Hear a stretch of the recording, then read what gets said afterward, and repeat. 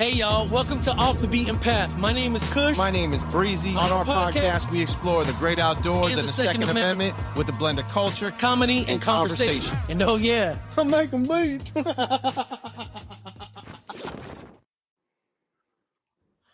Alrighty, I want to welcome everybody back to Off the Beaten Path. For those of you who knows us, you know I'm Kush. That's my best friend and business partner, Breezy. And for those of you who don't know us, I'm Kush, and that's my best friend, business partner, brother, right-hand man, Breezy. And tonight we have, Breezy, easy Breezy. Anyhow, tonight we have an amazing guest. And I feel like I've been saying that this entire season, which is okay because truly every guest has been amazing. But we have, actually, I'm just going to let her introduce herself. Miss Rhonda Pitts. Hi, guys. How are y'all doing tonight? We're doing great. Thank you so much for having me on the show. It's an honor to be on the podcast with you guys. I really enjoyed meeting you guys at the WOMA event in April this year. And so a little about Rhonda Pitts. So Rhonda is from Arkansas. I am a tournament angler. Last year, I got to go to Canada and fish on Team USA for the Pan Am World Championship Black Bass tournament, and we won gold. So, yay, Team USA. Yeah, that's awesome. This year, the biggest thing I've done so far this year is I got to go up to Lake Erie with my sponsor, Fish Her, and fish the Bass Nation National Qualifier on Lake Erie, and I came in 4th there. So it's been a pretty good year. Wow. That's get one of these too. Yeah, absolutely. Yeah, because that's impressive. And there's we did meet several months back at the WOMA event. Shout out to WOMA, Erica, Deb, Jess, all the ladies over there. Y'all are amazing. We love y'all. But we did get to meet you there, and when we started discussing about rolling out the season, we were like, man, we need to add someone that's just not in the shooting space, but like fishing as well. Like that's their thing. So when we met, we sincerely were like grateful to God that we crossed paths, because you have like your own niche and in a very male dominated space. Yes. And I love that. So I'm going to just jump in from the beginning. Well, actually, hold on. Breeze. Yes, sir. Let us know what sample you got tonight. So Rhonda, he chops up beats. He'll chop up a song into an old song. It's called sampling, into a new song. Right. And make an amazing beat. So what sample you got for us, Breeze? I don't know. I'm just kind of playing around with this. I chopped it up a little bit before we jumped on, but I'll give you a little sneak peek.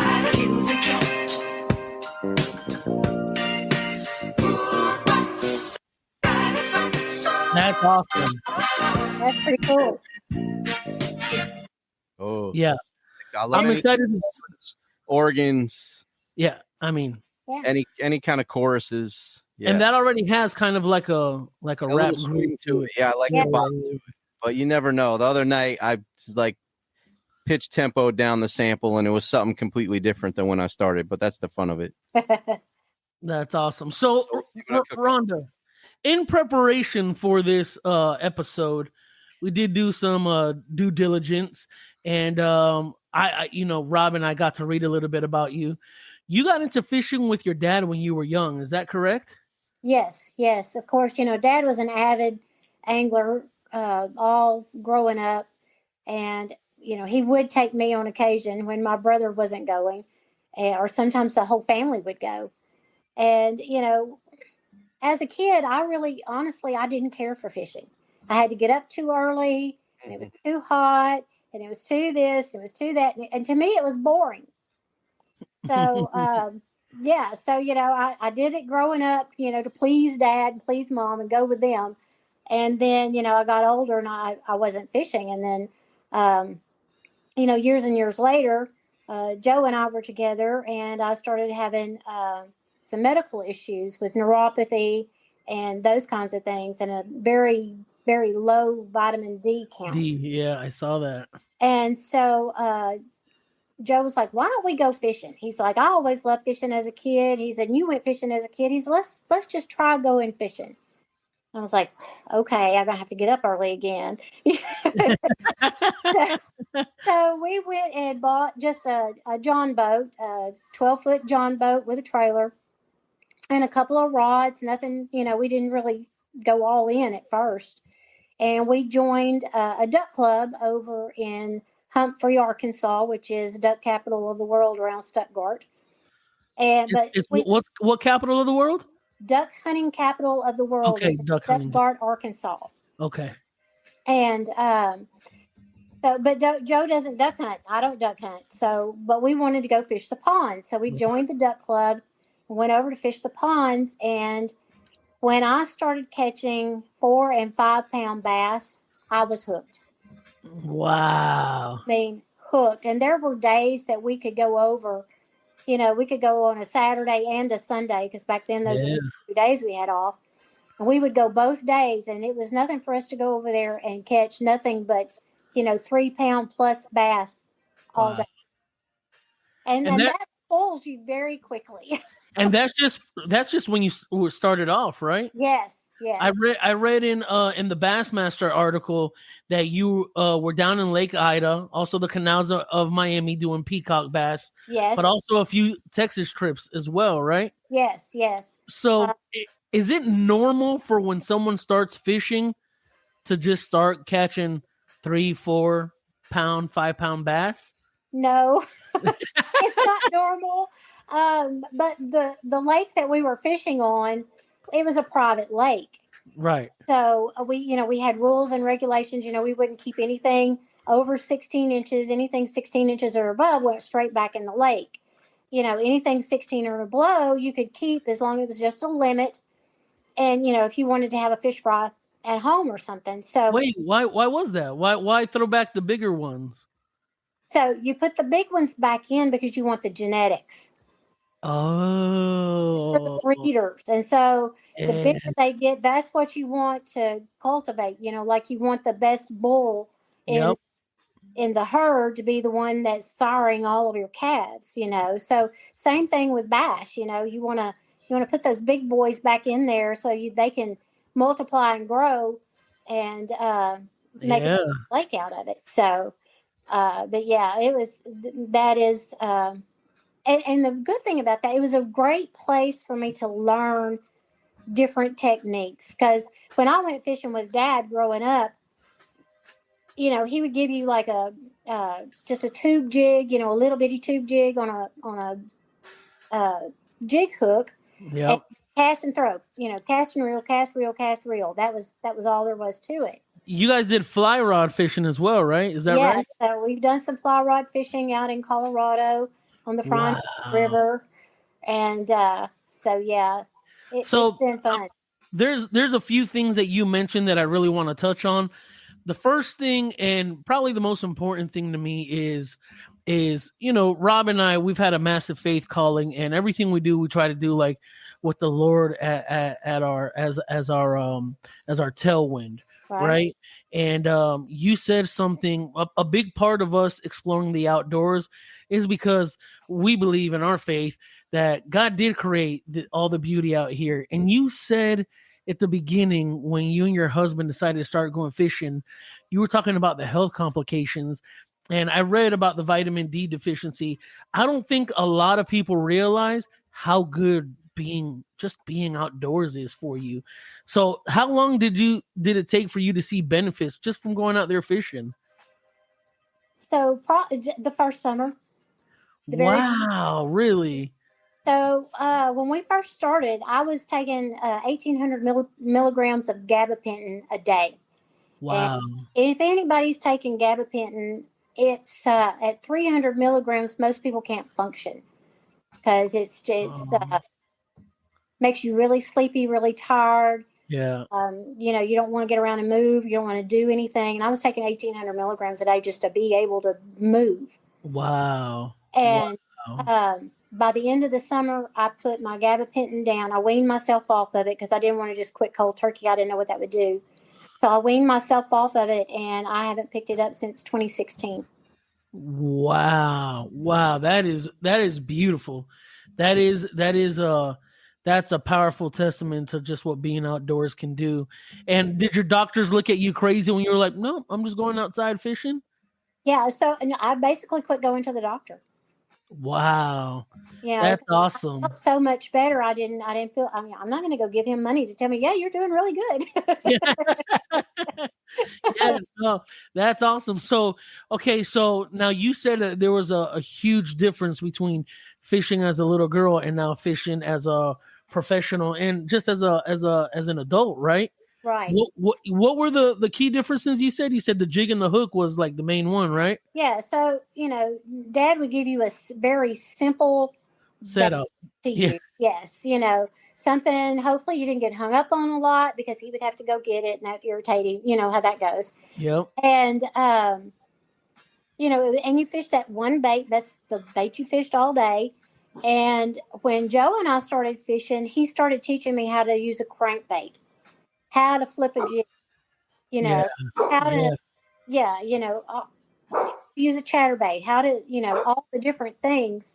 And when you get into the intricacies of fishing, it's really interesting, and it's exciting to learn, and you learn every time you go out on the water. Oh yeah, absolutely. And you know what's beautiful? So I used to fish as a little bitty boy, like with my dad and my uncles, but nothing like now. And honestly, I hadn't fished in, I want to say like 30 years. And a couple of years ago, my brother and our other brother, me and Breezy, we call it the brother group. It's me, Rob, my twin brother, and our other brother, Brandon. Brandon is an amazing fisherman. My brother sent me a text one day, and he goes, "Hey man, I think we should get back fishing." I said, "What?" He goes, "I've been fishing with Brandon lately, and it's just so peaceful and serene. And the best part of fishing is just being out there. The upside is, yeah, you do get to catch some cool fish, but really it's just being out there, relaxing and just waiting, just enjoying the scenery." So I say that because if I think back to when I was a little boy, I remember we had really simple rigs. I don't even think you could buy these rigs in Walmart back then. They were so simple. But Right. now the entry level to fish is so easy. My son and I, we like these little $10 rods. Please, people, listeners on YouTube and online, if you hear this, I do recommend to go get this just to get into it. It's fun to pop, but don't give me hell about a $10 rod. It's fun.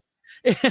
And so I know the difference now because I have an ugly stick. I got a pin rod, and man, just over time, like I've been fishing now for 3 years. Rob has gone back out and started fishing again. He was outdoors as a child. And so when you talk about the differences, I don't think people realize, like, man, once I've done something as a child and go back and do it again, I got to relearn some stuff because, everything changes. So at what point would you say, did you look and say, I think I want to compete?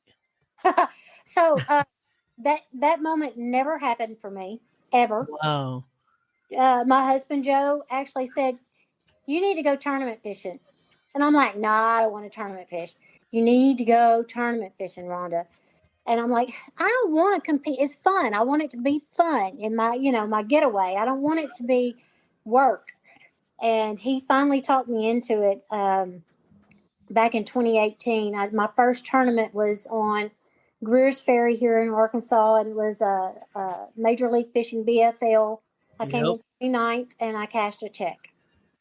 Wow. And that kind of hooks you. Well, maybe I can do this, And that was your first ever tournament? Yes, my first ever tournament. Wow. So did you blindside anybody? Like, was there previous champs out there that were thinking, "Oh, I'm going to walk away with this," and then here comes Rhonda Pitts, the shark? Well, and, I didn't know many people on the circuit. And so, I was just like the dark horse that came in. They were like, "Where'd you come from?" So You're like just over yonder. I was fishing just over yonder. Yep. So it's a lot of fun. And the great thing about fishing is, like you were talking about, you can spend as much or as little amount of money on it as you do. You don't have to spend thousands and thousands of dollars to go and catch fish and have fun. They don't know how much your rod and reel cost. They don't know how much your baits cost. All they know is they want to eat it or don't want to eat it. Yep. But man, that is Rob. Did you hear that? I don't even think he could hear us. He's not. No, he's not listening. He's in the rabbit hole. That is a great. Did you hear what she just said? I missed it. She said, because we were talking about like how we've recently got back into fishing, and how I have a $10 rod. I have a couple $10 rods from Target. You've seen it, the neon orange ones and the blue ones. But we also have pan rods. We also have ugly sticks. I'm looking at mine right here. I got some deep sea fishing equipment. She goes, it's such a low barrier to entry, and those fish don't know what kind of rod it's on. It just knows I either want to eat or I don't. Yeah. And they also don't know if it's a man or a woman on the other end of the line. That's right. They don't care. That's right. Wow. Yo, give us a DJ horn. Cause fish, I don't know if you know, we were talking about this the other day. They fear. They know Rhonda's on the other side of that. Hold on. I was off in the rabbit hole. We looking for dings or what are we? No, we're looking for DJ horns. Oh, okay. Want some DJ horns? So. Yeah, that was definitely like something celebratory there, like something that, like it's. Yeah, there you go. Yeah, there you go. Proper DJ horn, and that's what the fish hear when they see Rhonda's rod come. Her line come into the water. Remember in Jurassic Park when the T-Rex was coming? Yeah, in the water. Yeah, she's up there. Yeah, she's up there. You know what's cool, Rhonda? I went fishing a few times by myself when I started getting back out there. It was mainly with Brandon and my brother, and then a few times on my own, and then my son. I started bringing the fish home. I'm like, man, I'm gonna process these. I'm gonna eat them, fry them, and we're in the South. Fish and grits that's breakfast. That's money all day. and oh yeah. There's catfish. There's some people I know use grouper. I use the last one I did was sand perch, but it was good. And so my son was like, Dad, I think I want to go fishing with you. And I was like, yeah, let's do it. First time we went, he caught like 3 or 4 fish. I was like, holy moly, kid, that's good. And then he was hooked. He was like, Dad, can we go back out tomorrow night? I was like, sure. Well, fast forward about a month or so, I have pictures of it. This kid snagged 16 fish in a matter of like a few hours. That's great. Everyone was looking like, what are you doing? And then, some of the guys were like, oh, you're in the honey hole. And so some guys started throwing their lines that way. I was like, hey, let the kid fish the spot. Exactly. He goes, yeah, let me fish my spot. Cause it's also one of those things where you got to like earn your keep. And he was a little smaller back then, but man, he was hitting them. And then when it went dry, all the guys ran to that spot and he went to another corner and they started hitting there. And they were like, what? I was like, listen, kid, you got it. You know how to fish. Like it's very natural. And he has a very patient aura. If you meet my son, I hope you meet my son one day. He's very relaxed, very chilled. And that's what it takes. It takes a lot of patience to be able to fish. Oh yeah, 100%. And so it's awesome to hear you say like, it's encouraging when, because there are people, there's influencers in the world who are like, man, like sometimes you just need the best of the best. And then there's other ones who are like, no, you could just start with whatever. And I'm a firm believer that if you just want to get started, take $20, go get you a measly little pole. Go to Walmart. That's it. You can get one that's already got line on it. You don't even have to put line on it. Yep. And then they've already got the little tackle boxes. It's already, got the baits in it. All you have to do is tie them on. And Rhonda, can I tell you something? The first time I was ever bass fishing was with you at the WOMA. Oh, and I almost had you one too. Yeah. Oh, that was the first. I was like, I know how to fish, but I'd never gone bass fishing. And you're like, Kush, you keep pulling the line up too quick. And I was like, Yeah, I am, and because we were in a rush, we were Yeah. there working, but I was like, I want to snack something, but then I remembered I just gotta be here for a moment. I just Yeah, gotta and really, relax. yeah, when I handed you the rod that day, it was like just reel. All you got to do is reel. And for some reason, you were like, I need to set the hook. I'm like, oh man, because it probably would have been a 3-pounder. Because that's what we Yeah, were pulling out of the pond that day were yeah, 3-pounders. I was like, oh, I think I was more heartbroken about it than you were. yeah. But I say that because I want to go again. Actually, you mentioned that you were recently up in Lake Erie, huh? Yeah, in July. I was up there in July. Really, Breeze. When were we in Lake Erie? He's back in the rabbit hole. We Yeah. were up there for the POMA event, which was the annual meetup, and oh my goodness, I went on the. I think Rob went fly fishing, and Uh-huh. I went walleye fishing. It was the first Oh, time I walleye. ever. You talk about good eating. Oh yeah. Oh yeah. Like I had no idea. It's funny when I told a few people, yeah, I'm going walleye fishing. They're like, watch your hands. They got teeth. And I was Yeah, don't put your hand in their mouth. like, don't all fish have teeth? And then the first one I reeled up, I was like, oh no, like these look like little daggers. Yeah. But I think there was like 100 people out there fishing, like between everybody, like all the, it was like 10 boats or something on the Right. charters, and they compiled all the fish at the end, cumulatively, and then there was a fish fry that same Oh, day. wow, Like that's cool. they were cleaning it the same day. Like we all went back to our. It was a resort Mm-hmm. where we were at, and we drove back in, and they were having a fish fry with the fish, and it was ridiculously delicious. Yes. And I'd never had walleye before, and I didn't realize it was such great fishing. Yes. Yes. It's So very, very good. Very, have you very gone versatile. walleye fishing? Yeah. Well, I haven't targeted walleye. I've caught walleye while smallmouth bass fishing. Really? Wow. Yes. So if you're ever on Erie again or any of the Great Lakes up there, find you somebody to go smallmouth fishing with. Smallmouth. Okay. Oh yeah. How different is it? What would you say are the biggest differences? Well, walleye and smallmouth kind of live in the same areas, and so when you're targeting smallmouth, you can catch a walleye here and there. Yeah. But the tackle is generally different because with a walleye, because of the teeth, you usually have that steel leader. Yep. You don't have to do that with smallmouth because it's just a bass. Yeah.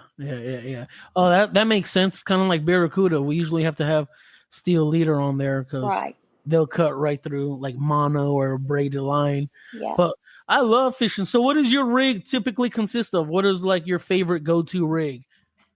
Well, I have several. That's all right. You got to have a selection. So, I fish a spinning rod a lot, simply because I like to finesse fish. I love smallmouth fishing, and when you're smallmouth fishing, you have to be finesse fishing. And well, you don't have to be, but you generally help. So I have caught them on a crankbait.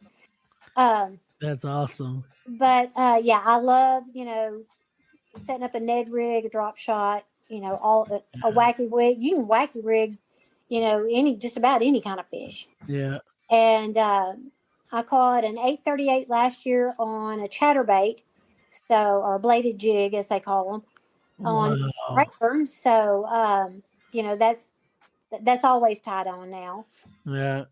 What do you think about because I've only been back fishing for about 3 years. There's so much information on YouTube. Like there's so many ways to rig up your line. Yeah. When I was in Ohio, I was watching, I was like, how are they switching out these weights so damn quick? And the way they did it, I was like, oh, I'm gonna rig up a few of my lines when I get back like that. Do you look no wait, let me rephrase that. Do you try new methods to rig like your weights and your hooks, or do you kind of like stick to a single method when you're fishing? Top water, you use a loop knot so Yep. the bait can move freely across the top of the water.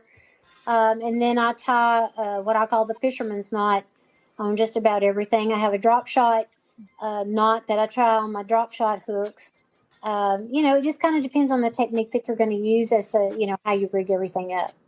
Wow, that's cool. So okay, so I guess let's get some questions answered, because this our podcast is not only for the experienced outdoors person or the ones who know like the life, but it is about like providing some educational information as well for people who are just getting started. So if let's say you were to teach a class of, I'm going to go with young ladies because this entire season is all about women and young Right. ladies. And if you were to take a class of, let's say, 3 to 5 young ladies fishing, what would you recommend for them? Like what was, or rather, what's a tip that you would give them to get started? Be patient. Don't give up. Yeah. Slow down. Yeah. Because a lot of times that is key. Like at the WOMA event, she never quit when we met. Everyone out there, I had them a Texas rig Cinco tied on, Yeah. and it was weightless, and that's what they were catching fish on. Now the rod that I handed you it was wacky rig. It was still a Cinco, just Yeah. just a straight Cinco, but I had it wacky rigged instead of Texas rigged. But Yeah. it catches either way. One piece of advice if I could give anybody, if you're going to fish with artificial lures and you're just getting started, go buy you some extra wide gap hooks. They're called YG, and buy you some plastic worms, plastic creature baits. Learn how to Texas rig. Get you some 1/4 ounce weights, maybe a bobber stop, and you can catch fish anywhere on that setup. This is cool. I'm visualizing that entire setup as you're saying it. I'm like, oh, okay, Texas rig. Oh, yeah, I know how to do that. I can bobber style. Oh, yeah, that makes sense. Because, like I said, the first time I went bass fishing was with you, and actually, we're going bass fishing next month, right, Breeze? In Yeah, South Carolina, South Marion, Carolina. Lake Marion. Yeah. What lake? What's Hartwell? that? Are you going to Hartwell? No, it's actually, hold on, I'll tell you right now. Relaxed Retreat. Yeah. King Relax. I don't remember the rest of the name. Yeah, it's what is it, Carolina? Here, I'll tell you the lake right now. Please hold, ladies and gentlemen. Yeah. I know it's Lake Marion. I just don't remember the name of the Yeah, I don't remember the name of the lake either. It's in Somerton, South Carolina. Yeah, you're going to have fun. It doesn't matter. That's cool. I guess I should figure out what lake we're on, huh? Yeah, Lake Marion for sure. I looked at it. Okay. Oh yeah, yep, you're right, Lake Marion. Yep. That's what it says right here. Yeah, so we'll be there fishing for bass next month. So I'm excited about that because like I said, I like being challenged, and Yeah. I didn't even think about largemouth bass versus smallmouth bass, and I honestly don't know the difference. So So a largemouth bass, the bigger they get, the lazier they tend to get. So while they'll hit really hard and they'll fight a little bit, they'll get tired really easy. But a smallmouth is going to fight until you put it in the boat. As a matter of fact, when you get it up close enough for it to see the boat, it's going to do what we call bulldogging. And it's going to go straight to the bottom as fast as it can. really, Yes, and then you're going to have to start all over reeling it back up and getting it back up off the bottom. I mean, it is so much fun. Have you ever been brim fishing? never been brim fishing either. No. Have you ever? Well, you haven't done that either. I'm trying to get you something to compare it to. I've been deep sea fishing. I know Jack is really is Blue Runners. They kind of like hit pretty hard, but It's because you're using light tackle and light line, so you really have to finesse the fish into the boat, but they are fighters, and it doesn't the 723 that I caught last May on the St. Lawrence River. I mean, she fought until we netted her. really, Yes. on what kind of line is it? Mono or what are you using? Braided? So what I do on a spinning rod is I will load it with braid. Okay. If I'm most braid that I use is high vis. Because I want to be able to see it. Same. Yep. So then I'm going to take and tie on like a 3-foot leader. And 3 foot? Wow. well, that way your braid is far enough away from the bait that the fish Yep. is going to see it, but you're going to be able to see where it is in the water. Yeah. Wow, that makes sense. I can see that. Yeah, I can. Man, now I want to like redo my line. Yeah. So, also, sometime when you want to look up J&R Fishing Outdoors on YouTube, Yep. and Joe and I both have a video of how to tie the lefty cray knot, which is where you join your leader to your braid line. You said it's on YouTube? Uh-huh. It's called J&R Fishing? Uh-huh. So J- J&R Adventures, J&R Fishing Adventures. I don't know. We changed the name of it twice. So maybe J&R Outdoors. I'll see if I can find it and send you the link. Let's see. There's a few of them on here. Drop it in the when we publish this, we'll drop it in the description as well. We'll put a link to it. Yeah, J&R Fishing. I feel like I missed so much. I was Oh, bro. hole of all rabbit holes I was in. I don't know if you saw me. I was sweating over here. I've never had that happen. My whole system shut down. Oh, wow. So everything I had been doing, I lost it all. All the sounds, I loaded up everything. So I was over there like, I don't know. We're about a half hour in. Yeah. Typically, I'm a little faster with this and in more of the conversation, but that's okay. Rob and I have been cruising right along. Yeah. Kush. Yeah. Kush. Sorry, Rob. Yeah, that's all right. I found it. J&R Outdoors. There it is. I just subscribed to it. Hold on, I'm gonna drop it. I'm gonna drop it here in this link for anybody watching online. They'll be able to see it. So it is gonna be the YouTube channel. Here we go. Let's show it off to the folks. There it is. There it is. At JR Outdoors 2023.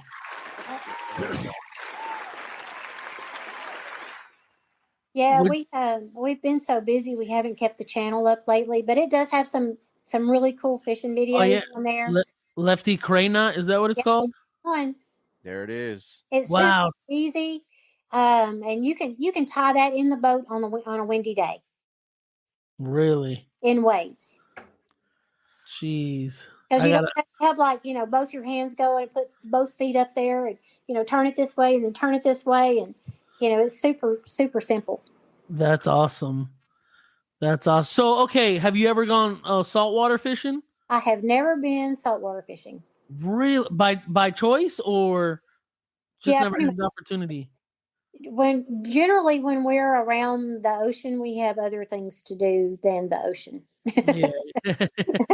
No, that's fair. See, I like breezy, like the brotherhood. It's all four of us. Yeah. We'll go fishing. We tend to go out, I don't know, at least every couple months we'll go out on a charter. Which we haven't been. Shout out to the guys. Guys, we need to go on a charter. I'm calling it now. Yeah, for sure. But yeah, like we took my son. I caught a queenfish. Remember that I won the the little fishing pool they have on the charter. Yep. Yeah, that's funny because you probably do more freshwater. Kush, you do more freshwater fishing than I do. Yeah. The last probably 20 times I've been fishing, it's intercoastal or out on the charter. Yeah, ocean fishing. Yeah, I do. I'm usually on the intercoastal or the ocean, but I want to get more like deep sea fishing because I'd like to catch a big fish. So, Rhonda, do you ever eat your bass? Oh yeah. Joe and I like to go in the fall and winter to catch our eating fish. Where's that? Where do you guys go? Just here in the lakes around here in Arkansas and our private place. The reason we like to keep our fish in the winter more than so in the summertime is because there's a whole lot less parasites. Yeah. And the meat just seems cleaner in the winter than it does in the summer to us. I mean, if you think about it, where do they keep the meat in the fridge? I mean, in the coolers at the grocery store. Yeah. So that's kind of like, I dig that. That's cool. So do you guys only eat bass or do you guys will eat other stuff that you guys catch or no? Well, we'll eat catfish. We don't catch a lot of catfish, but we'll eat catfish and brim and crappie. I mean, brim and crappie, that's a feast. Yeah, it is. Yeah. It is. Have you ever been noodling? No, I will never go noodling. Really? Why not? I do not want a catfish biting me. That's funny. We have a friend of ours from the space. She went noodling, and you can see It did look like she was in there wrestling some fish for sure. Because they literally bite your arm. You are the Yeah, you are the bait. She's like, oh, it feels like sandpaper scraping your arm underwater. Yeah, you don't lip a catfish. Yeah. Yeah. Yo, Bree, so how's the beat sound? It's listen, I had to make this thing on the fly. I'm not really sure, but I did my best. So are you ready to like play something? Do it. I mean, I wanted to I've been excited to talk to Rhonda and we saw her in action and it was amazing. And I've been over here in the rabbit hole, but that's part of the show. So no more disclaimers. Yeah, bust it down. Up.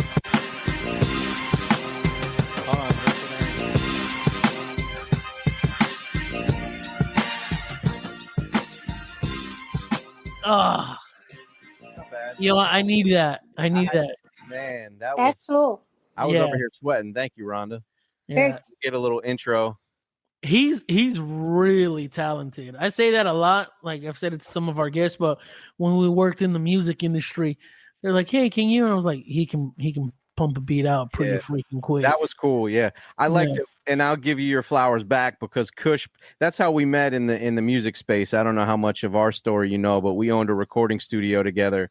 So we were, we would nerd out on music stuff, and it's really funny how our personalities are so different in the music, like because he's very meticulous with it. He's an amazing producer, but the way he makes a beat is very like thought out, meticulous. Like he puts a lot of time into it. When it's done, it's this and I'm over here like I can cranking him like 10 minutes. I remember the guy I remember the session he's talking about. He's like, yo, Breeze could flip that sample for you. He's like, right now? He's like, yeah.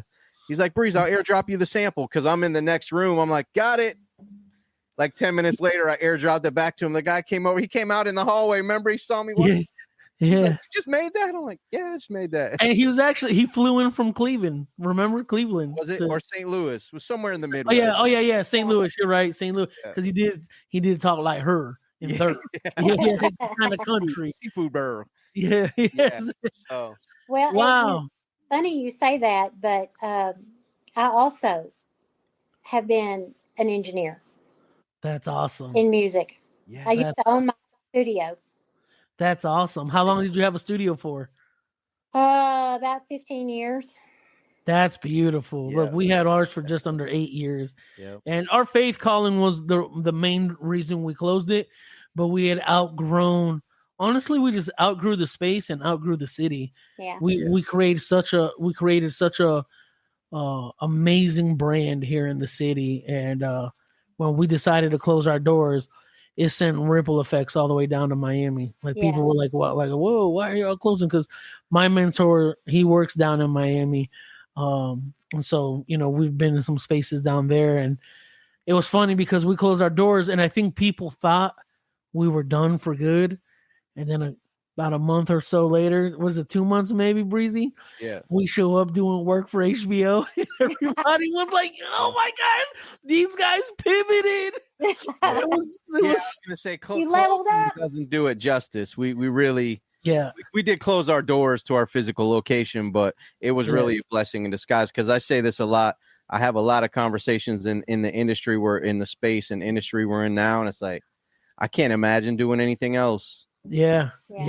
It's a grind, it's a hustle, but I love it. And the upside of that is we have relationships with some of the biggest studios down in Miami, and we have standing agreements that are, hey, if you guys want to record here, here's your rate, and you just add whatever you guys need to clear. So it's cool, and we love it and we enjoy it because here in the space we honestly get to blend all of our talents. It's the audio side, the visual side, graphics, and just all the creative stuff that we did as a studio for the entertainment industry. We now get to do it for the Second Amendment space and the outdoor space. That's very cool. Well, when did you what was what was the time period that you had the studio? I know you said 15 years, but when did you, I guess, away from that, or did you pivot as well to? Yeah, so I got out when Joe got out of the music business because, he's had his own band. And when he got out of the business and we started fishing, we basically turned the studio into a place to keep our fishing gear. Nice. And right now we had to take it all out of there and build a shop because my mom is actually living in the studio space. So, wow. I remember, now that you're saying, I remember we spoke somewhat about that because you're like, I know how it goes. I did the video edits. You were excited to see how the documentary was coming along. Yeah, That's awesome. yeah, for sure. What? Look how easy this conversation's been. We're already 40 minutes in. Yeah, I couldn't believe when I got up from the beat. I'm like, oh man, I missed a half hour of the show. I told you it wasn't going to take long to. It wasn't going to be hard at all to fill the hour. Well, no, I mean, like, we love all of our guests, but some of them seem a little longer or slower. Yeah. To like, it's hard to believe we're 40 minutes in already. Yeah. So I guess, Rhonda, since we are approaching, the hour mark, we're at 40 minutes. Let me see. What's in the future for you? What's next? So I am considering and trying to fish the Bass Opens next year. Awesome. So yeah. Like, have you decided that you either are or you're not, or it's just something in consideration right now? Well, no, I would like to do it. So wait. Do you need sponsors? I need sponsors. I need some financial sponsors to be able to go and do it because the entry fees are rather high. Okay, so folks, you're hearing it first. There you Bassmaster chef. I mean, she does cook up in the lake. Yeah. I can cook. I am. Yeah. Rhonda Pitts will be looking for sponsors. So how can people reach you? You can reach me through my email at rpittsfishing.com. That's R-P as in Paul, I-T-T, Tom, Sam at Gmail. rpittsfishing@gmail.com. Uh-huh. All righty, here it goes. Boom, look at that. For those. Get that there. So folks, if you're watching this or hearing this, however you're consuming this, Rhonda Pitts is looking for sponsors for the next, what was it? I don't want to miss. So it's the 2026 Bass Opens. Nice. Where does that take place?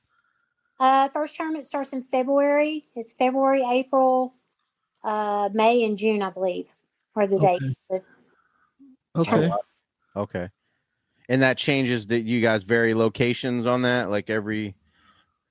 Yeah, so the first tournament's going to be on Sam Rayburn, which I love Sam Rayburn. Second tournament will be on Grand Lake of the Cherokees in Oklahoma. Third tournament will be on Pickwick Lake in Florence, Alabama. And the last tournament before the championship will be at La Crosse, Wisconsin on the Mississippi River. Wow. Yeah. Wow, that's awesome. Well, we'll be in Wisconsin tomorrow. Yeah. That's funny because we were watching that what show we were watching, Breeze, when it was like when they created the bridge to cross the Mississippi. Oh yeah. The Families or Men That Made America or something. Yeah. He wanted to show his steel. And he walked the elephant across. It was the Men Who Built America. Built America. Yeah, that's a great show, by the way. Yeah, it is. Shout out to the producers. Yeah, they did a great job with that. Yeah. So okay. So I guess let's see. So we talked about how you got started, how you jumped back in as an adult, the benefits that it's had on your health. Breeze, I think that's where you were in the rabbit hole. She said she had a vitamin D deficiency when she started. Well, before she started fishing, and then when she started fishing, she's like, it took like less than a month for me to get off all the meds.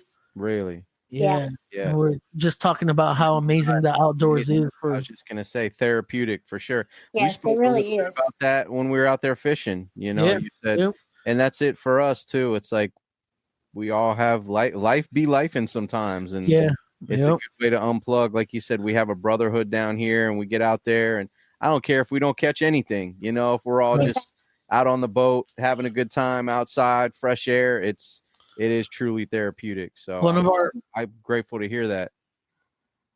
One of our favorite fishing expressions is a bad day fishing is better than a good day at work. That's right. That's it. So if we were fishing, if we were catching them or feeding them, but either way, we had fun. Either way, it's a good day. Yeah, that's great to hear. And you're right.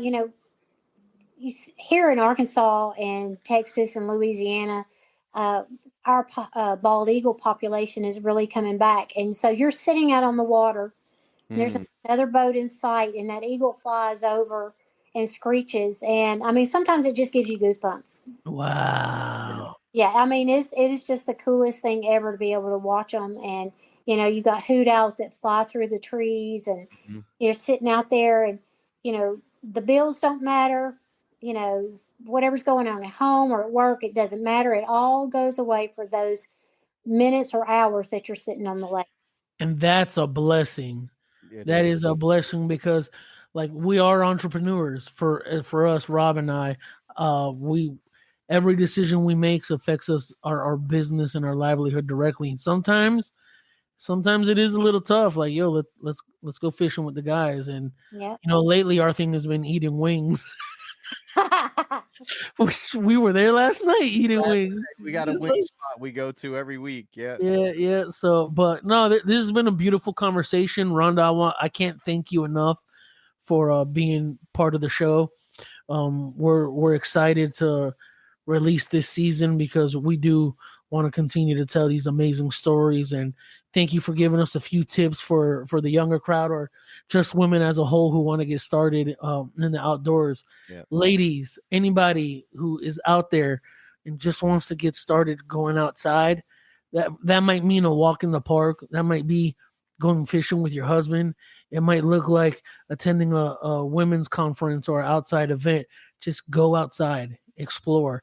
The world is significantly bigger than any cubicle, any office space, or your house.